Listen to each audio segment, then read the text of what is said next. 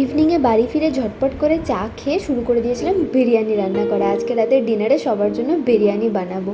মাংস আমার অলমোস্ট কষানো হয়ে গেছে, আর লেয়ারিংয়ের জন্যও আমি রেডি করে নিয়েছি সমস্ত কিছু। বার্থডে প্ল্যান বলতে কিছুই নেই, জাস্ট সবাই মিলে একসাথে ডিনার করব। মা নেই, মা কিছু এমার্জেন্সি কাজে বাইরে আছে, তো বাবা, বোন আর পিলু আসবে, ব্যাস এটাই।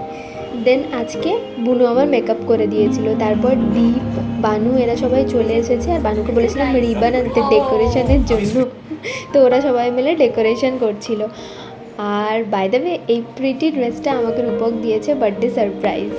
আমিও রেডি আর ওদিকে ডেকোরেশনও রেডি। তারপর কেক কাটলাম, ছবি তুললাম, এই সমস্ত কিছু করার পর সবাইকে খেতে দিলাম। বিরিয়ানি খেয়ে সবাই সত্যি সত্যি খুব তারিফ করেছিল। অ্যাকচুয়ালি ভালো হয়েছিল, আমার নিজেরও খেয়ে খুব ভালো লেগেছে। ডিনার সেরে সবাই চলে গেল বাড়ি, আর সত্যি দিনটা একদম সিম্পলি সুন্দর কেটেছে।